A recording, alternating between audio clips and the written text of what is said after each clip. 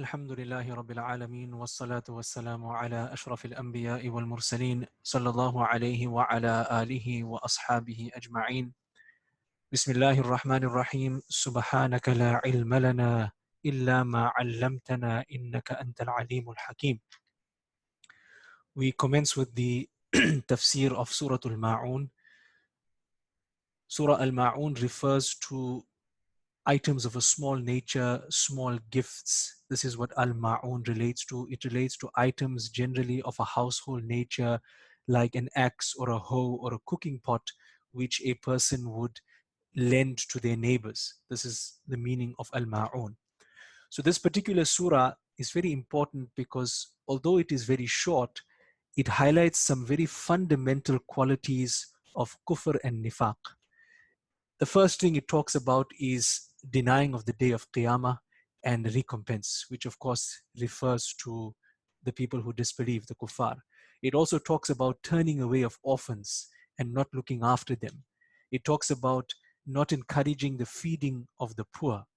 It talks about laziness in performing salah or performing salah for show. And it also talks about not discharging zakah. And for all of this, there is a severe punishment that Allah subhanahu wa ta'ala promises. So it highlights to us the importance of these aspects, especially when it comes to care for the orphans, feeding of the poor, the manner in which we perform our salah, and of course, our zakat. The background to the revelation, this is a Makki surah, according to the majority of the Mufassirin. It has 7 verses, and there's differences of opinion regarding who exactly it was revealed about. Some Mufassirin mentioned that it was revealed with regards to As bin Wa'il. Others mentioned it was a person from the Munafiqeen. Some people mentioned that it was revealed with regards to Abu Sufyan, and others mentioned that it is revealed with regards to Walid bin Mughira. Nevertheless, all of these were great arch enemies of Islam. In fact, one Mufassir mentions that with regards to Abu Sufyan, he used to slaughter a camel on a weekly basis. And when an orphan used to come to him and ask for some meat, he would chase this person away with a stick. And the surah was revealed with regards to him. Now we move on to the translation. أَرَأَيْتَ الَّذِي يُكَذِّبُ بِالدِّينِ. Have you seen the one who denies the retribution? أَرَأَيْتَ الَّذِي يُكَذِّبُ بِالدِّينِ. Have you seen him who denies the retribution? That is the day of Qiyamah. So here we are talking about the kuffar, of course, because they are the ones who deny the day of recompense, the day of retribution. This is a fundamental part of our aqidah, and anyone who denies the day of Qiyamah is not part of the fold of Islam. So here we are talking about the kuffar specifically, and in addition we're talking about them denying accountability and recompense on the day of Qiyamah. فَذَلِكَ الَّذِي يَدُعُّ الْيَتِيمِ. So he is the same one who pushes away the orphan. فَذَلِكَ الَّذِي يَدُعُّ الْيَتِيمِ. So he is the same one who pushes away the orphan. What do we mean by pushes away the orphan? This person deprives him of his right. He is harsh to him. He oppresses him. He usurps his wealth. Now Allah subhanahu wa ta'ala has given great rights to the orphans and a lot of virtue to the one who looks after the orphan with care and compassion. But at the same time, because the orphan is weak, because he or she lacks a guardian who is there to look after his or her best interests, you find that it is very easy to abuse or usurp the wealth or not look after the orphan in the way in which they should be looked after. So Allah subhanahu wa ta'ala issues a very stern rebuke towards those who in any way do not take care of orphans correctly. وَلَا يَحُدُّ عَلَى طَعَامِ الْمِسْكِينِ. And does not encourage feeding of the poor. وَلَا يَحُدُّ عَلَى طَعَامِ الْمِسْكِينِ. And does not encourage feeding of the poor. Now, this concept of feeding of the poor is a very important principle in Islam.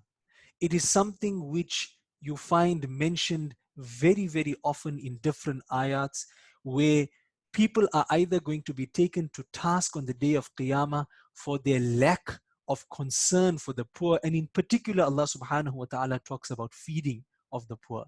And in other instances, Allah subhanahu wa ta'ala mentions the great rewards and the great joy that the people on the day of Qiyamah will express. And one of the actions that will lead to this joy and the rewards is the fact that they were concerned about encouraging towards feeding of the poor. So here Allah subhanahu wa ta'ala is mentioning that due to miserliness and stinginess, a person does not feed the poor. And on one hand, he does not feed the poor if he has the means. And on the other hand, if he doesn't have the means, he doesn't encourage or support the feeding of the poor. Sometimes you might find a person who himself does not have a lot of wealth to spend upon the poor, but he could expend his efforts to assist and encourage others in feeding the poor. You find that these are the people who say, أَنُطْعِمُ مَنْ لَوْ يَشَاءُ اللَّهُ أَطْعَمَهُ, that should we feed the people who, if Allah subhanahu wa ta'ala wished, He could feed them. If Allah subhanahu wa ta'ala is the owner of everything, then if He really wanted, He could feed them. This is not the correct attitude that we should have. فَوَيْلٌ لِلْمُصَلِّينَ. Now Allah subhanahu wa ta'ala is turning our attention towards the munafiqeen. In the first part, we spoke about the kuffar, although some of those qualities could be present amongst the believers as well. But Mufassirin mentioned that Allah subhanahu wa ta'ala differentiated it and brought it along with the traits of kufr, because these actions of not looking after orphans, of not encouraging feeding of the poor, they are so deplorable that it is not expected that anyone who is a believer can even think about doing these types of things. Now Allah subhanahu wa ta'ala turns our attention towards the munafiqeen. فَوَيْلٌ لِلْمُصَلِّينَ. So woe to those performers of salah. So performers of salah meaning that they are not kuffar, they do perform salah, but they have hypocrisy in their heart, they are munafiqeen. So we will talk about what they do, but Allah subhanahu wa ta'ala says here that punishment upon those people. Woe to those who perform salah. Now who are these people? الَّذِينَ هُمْ عَنْ صَلَاتِهِمْ سَاهُونَ. الَّذِينَ هُمْ عَنْ صَلَاتِهِمْ سَاهُونَ. These are the ones who are neglectful of their salah. الَّذِينَ هُمْ عَنْ صَلَاتِهِمْ سَاهُونَ. Those who are neglectful of their salah.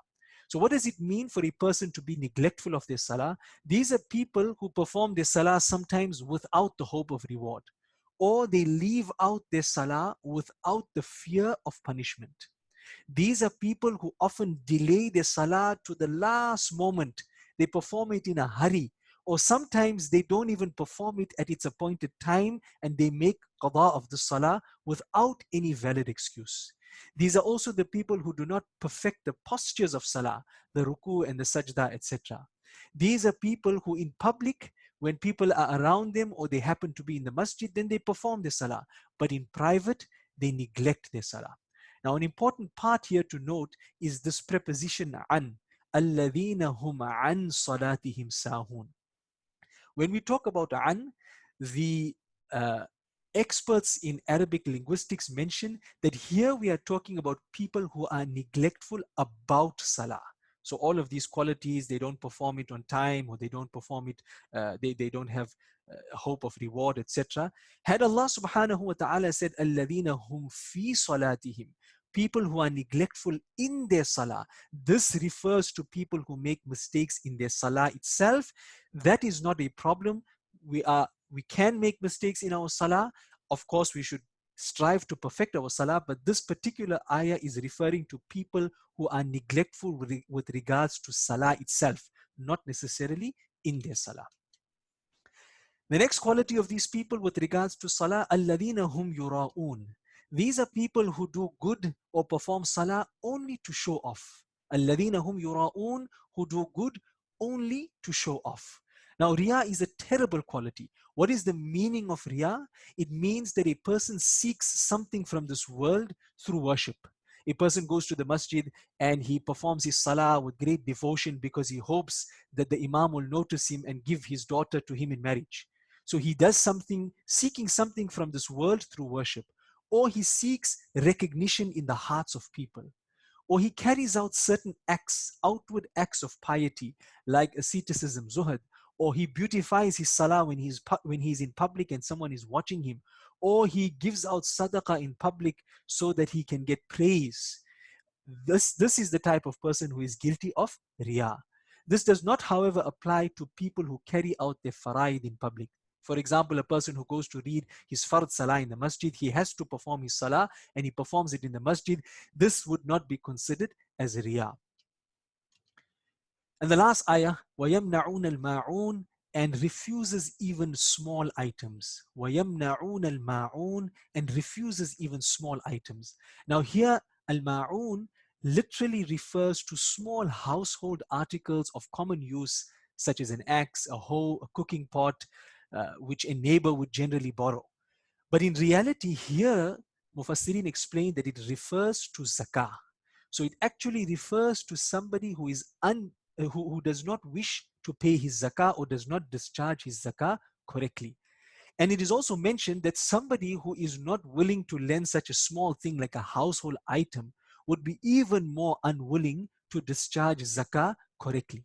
And another interpretation is that al-ma'un refers to items, small household items. And in the same way, zakat is actually a very small percentage of our wealth. It's only 2.5%. So this person can't even part with 2.5% of his wealth, which is a very small item. So what do we learn from the surah? That there are three qualities of the munafiqeen or the hypocrites. Firstly, when they perform salah, they do it for show. Secondly, they either delay its time or they are unconcerned if they miss their salah altogether. And they do not discharge their zakah at all, or they don't discharge their zakah correctly. And who is being warned of punishment in the surah? For wailul lil musallin, wail, who is being warned of punishment? Those people who neglect their salah. Those people who perform salah or any other acts for show. Those people who neglect their zakah.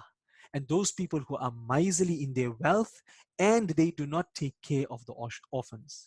Now, while this surah refers particularly initially to the kuffar and then to the munafiqeen, we also need to internalize it and assess how many of these qualities are prevalent in us today. How many of us neglect salah altogether? Salah upon salah goes by and we don't perform it and we don't even make qada for it.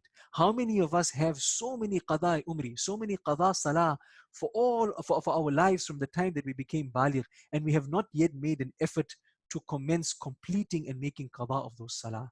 How many of us delay our salah till its final moments, right till the end? Or sometimes we miss salah for trivial activities, for work, for business, for travel. When Allah subhanahu wa ta'ala has instructed us, wherever we may be, we should perform our salah. Salah is a really, really important aspect. One masla is that if a person is unable to perform wudu, he still has to perform his salah in a particular condition. And even if the person doesn't have clothes to cover himself, even in this condition, the fiqh masla is that a person has to perform his salah. So we should internalize this.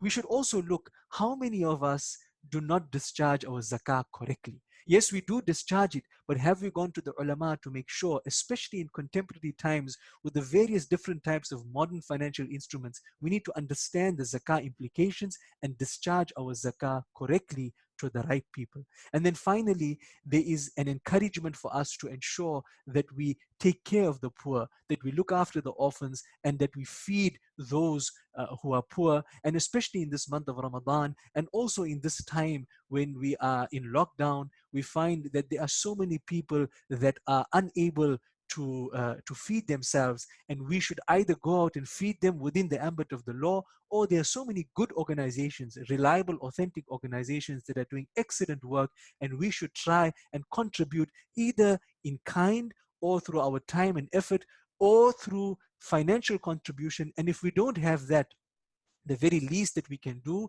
especially at the time of iftar, we can lift our hands and make dua for the assistance of these people. وآخر دعوانا أن الحمد لله رب العالمين سبحان الله وبحمده سبحانك اللهم وبحمدك نشهد أن لا إله إلا أنت نستغفرك ونتوب إليك.